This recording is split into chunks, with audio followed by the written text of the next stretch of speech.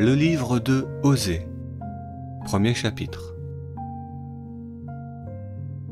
Voici le commandement que Dieu dirigea vers Osée, fils de Béhéri, durant les règnes de Uzia, Jotham, Achaz et Ézéchias, rois de Juda, et du temps de Jéroboam II, fils de Joas, roi d'Israël. Quand Dieu parla à Osée, tel fut son commandement initial. Va, prends pour toi une femme adultère et ses gamins adultérins. Car ce pays a commis l'adultère des adultères envers Dieu. Alors, Osée alla prendre pour femme Gomère, fille de Dibalim, et elle lui enfanta un fils. Dieu lui commanda.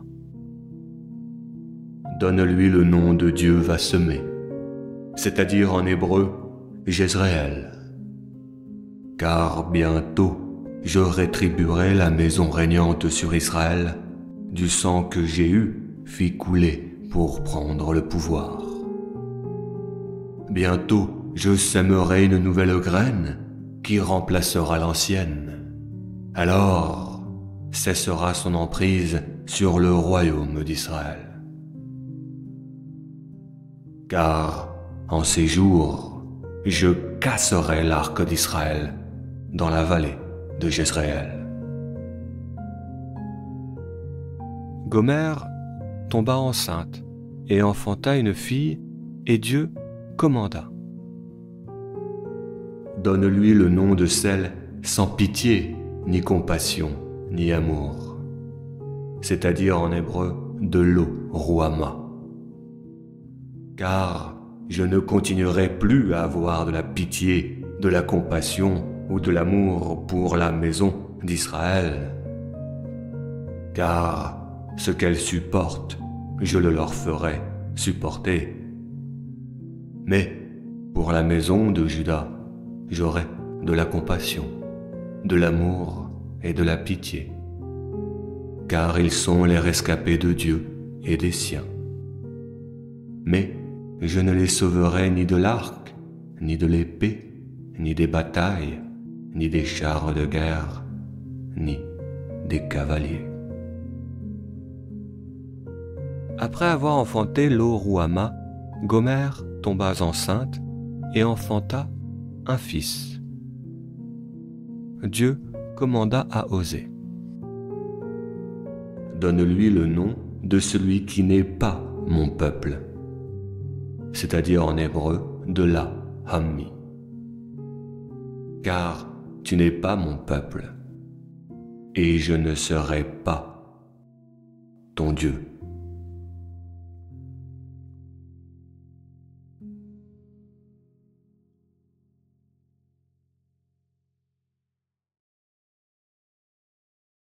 Le livre de Osée, commentaire du premier chapitre.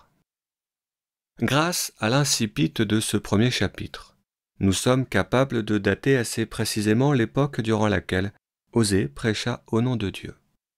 Selon la géographie traditionnelle, Osée parcourut les terres du royaume du Nord au 7e siècle avant Jésus-Christ, et suite à ses sermons, il dut ensuite s'exiler dans le royaume du Sud.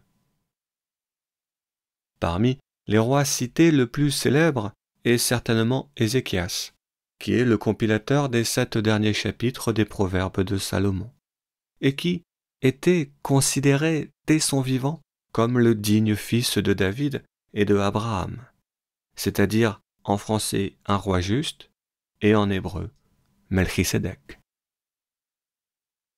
Selon toute vraisemblance avec le contenu de ce livre, ainsi que la chronologie des écoles de pensée religieuses juives, il est très probable que Osée soit le fondateur du mouvement des Galiléens.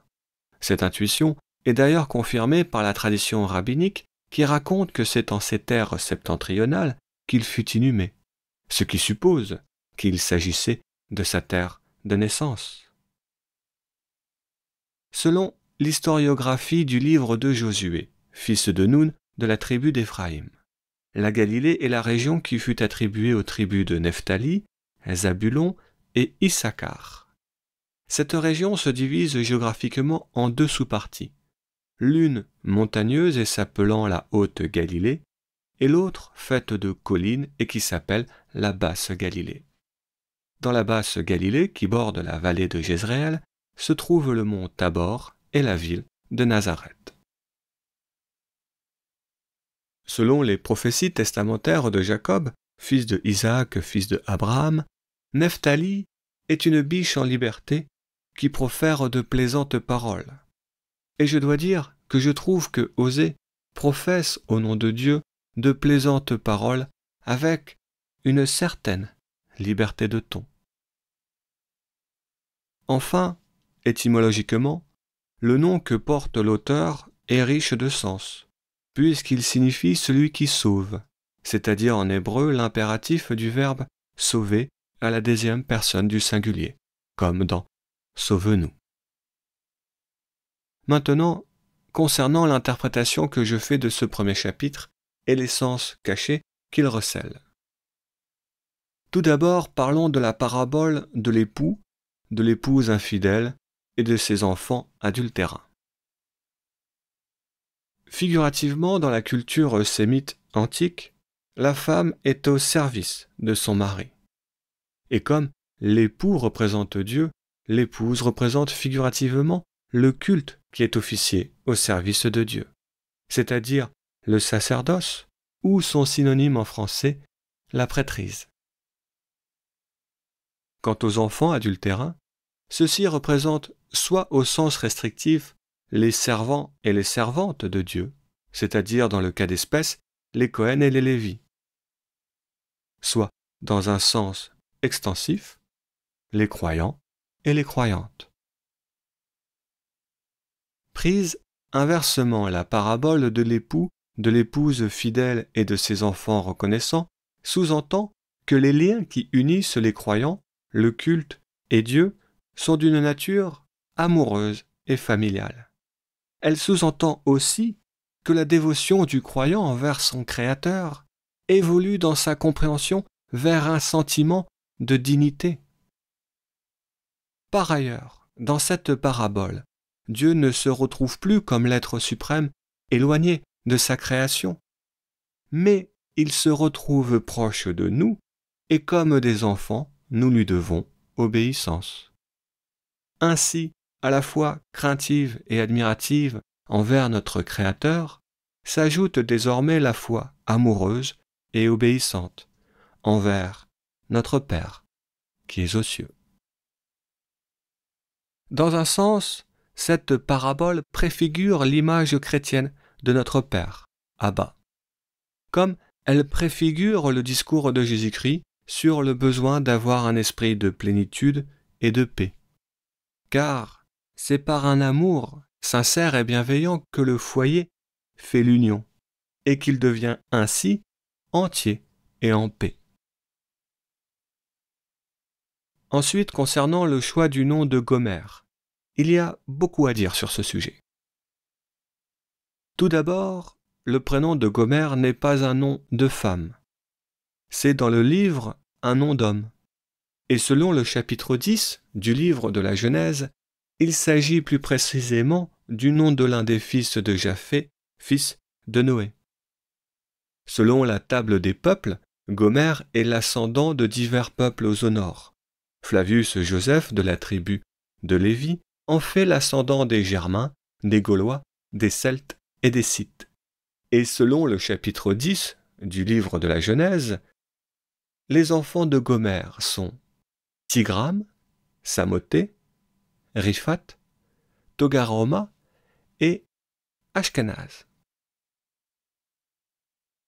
Par l'usage de ce nom, qui forme l'identité de la femme infidèle et qui représente le culte du royaume du Nord, celle-ci se trouve doublement illégitime.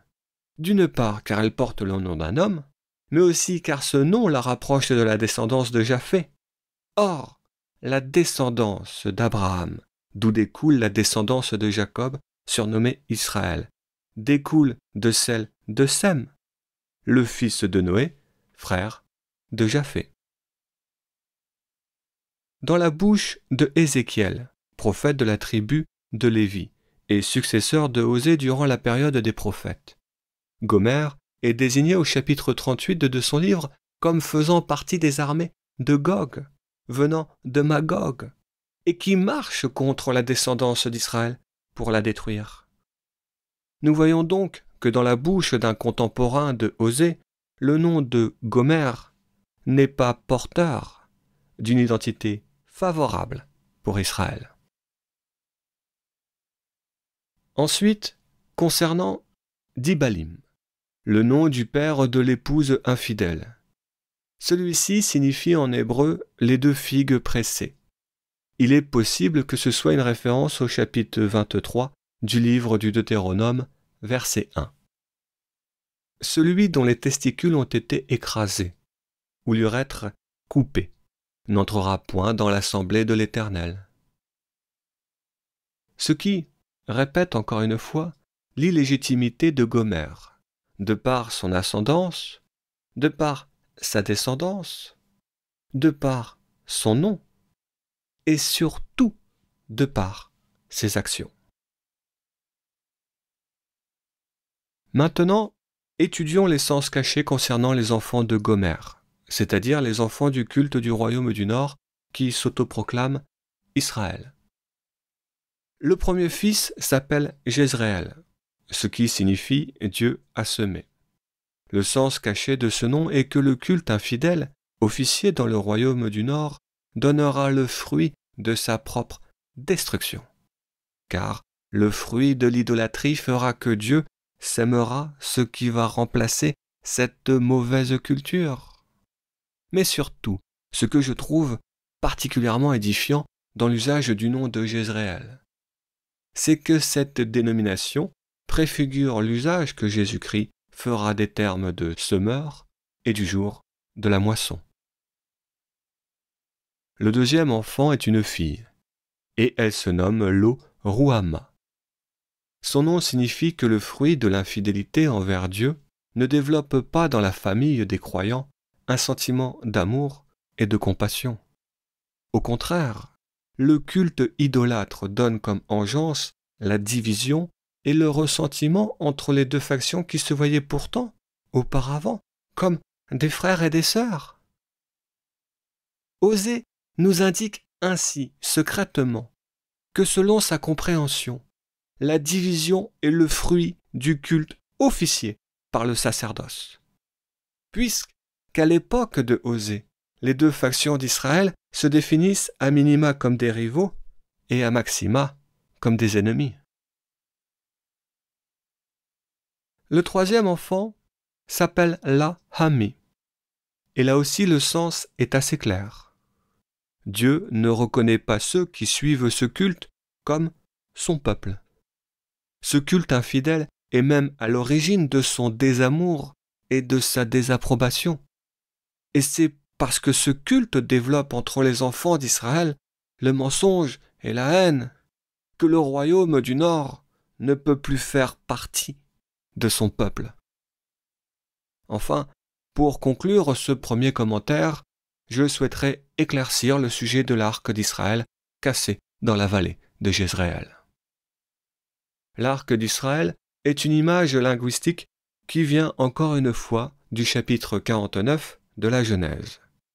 Dans ce chapitre, c'est Joseph qui est présenté comme l'arc d'Israël, c'est-à-dire son protecteur.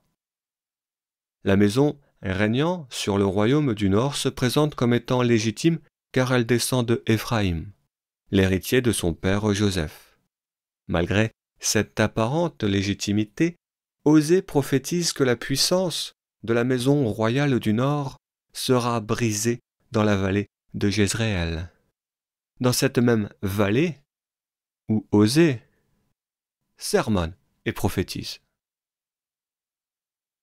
La vallée de Jezréel, et notamment la ville de Megiddo, est un lieu hautement stratégique pour le contrôle des territoires de la Galilée, puisque la ville sépare, en son point le plus accessible, les plaines du sud-ouest des collines du nord-est. Et derrière la colline de Megiddo se trouve la fertile vallée de Jezréel.